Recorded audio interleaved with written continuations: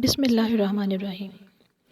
حضرت سعد بن سانہ رضی اللہ عنہ جو پہلے ایک یہودی عالم تھے، انہوں نے حضور صلی اللہ علیہ وسلم سے کچھ کھجوریں خریدی تھیں۔ کھجوریں دینے کی مدت میں ابھی 1-2 دن باقی تھے کہ انہوں نے بھرے مجمع میں رسول پاک صلی اللہ علیہ وسلم سے انتہائی تلخ و ترش لہجے میں سختی کے ساتھ تقاضا کیا اور آپ صلی اللہ علیہ وسلم کا دامن اور چادر پکڑ کر نہایت تند و تیز نظروں سے آپ کی طرف دیکھا اور چلا چلا کر کہا، اے محمد صلی اللہ علیہ وسلم، تم سب عبد المطلب کی اولاد کا یہی طریقہ ہے کہ تم لوگ ہمیشہ لوگوں کے حقوق ادا کرنے میں دیر لگایا کرتے ہو اور ٹال مٹول کرنا تم لوگوں کی عادت بن چکی ہے۔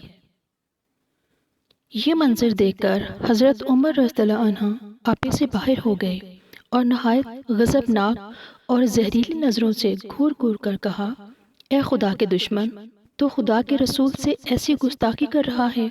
خدا کی قسم، اگر حضور صلی اللہ علیہ وسلم کا ادب مانے نہ ہوتا تو میں ابھی اپنی تلوار سے تیرا سر اڑا دیتا۔ یہ سن کر آپ صلی اللہ علیہ وسلم نے فرمایا، اے عمر، تم کیا کہہ رہے ہو؟ تمہیں تو یہ چاہیے تھا کہ مجھ کو ادائے حق کی ترغیب دے کر اس کو نرمی کے ساتھ تقاضا کرنے کی ہدایت کر کے ہم دونوں کی مدد کرتے۔ پھر آپ صلی اللہ علیہ وسلم نے حکم دیا، اے عمر، اس کو اس کے حق کے برابر کھجوریں دے دو اور کچھ زیادہ بھی دے دو۔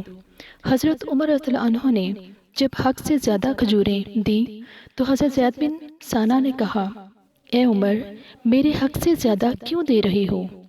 آپ رضی اللہ عنہ نے فرمایا کہ چونکہ میں نے ٹیڑھی ترچھی نظروں سے دیکھ کر تم کو خوفزدہ کر دیا تھا، اس لیے رسول پاک صلی اللہ علیہ وسلم نے تمہاری دلجوئی اور دلداری کے لیے تمہارے حق سے کچھ زیادہ دینے کا مجھے حکم دیا ہے۔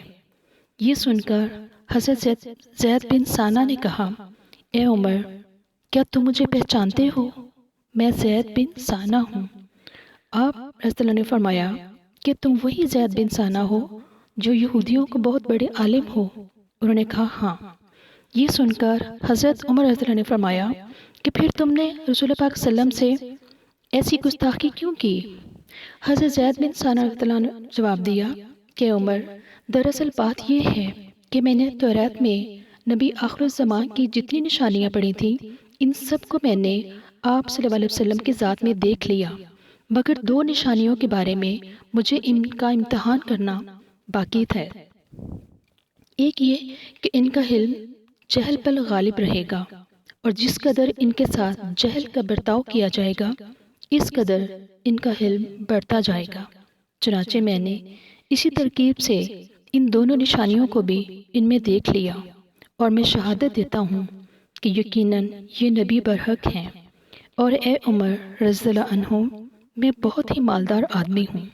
میں تمہیں گواہ بناتا ہوں کہ میں اپنا آدھا مال رسول پاک صلی اللہ علیہ وسلم کی امت پر صدقہ کرتا ہوں۔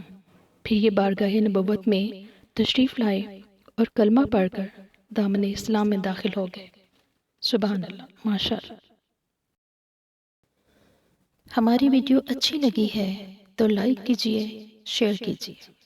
چینل پر نئے ہیں تو ہمارے چینل کو سبسکرائب کیجئے، بیل آئیکن کو پریس کر دیں تاکہ ہماری آنے والی ہر نئی ویڈیو سب سے پہلے آپ تک پہنچے۔ اپنا بہت سارا خیال رکھیے، دعاؤں میں یاد رکھیے، خوش رہیں، ہمیشہ آباد رہیں۔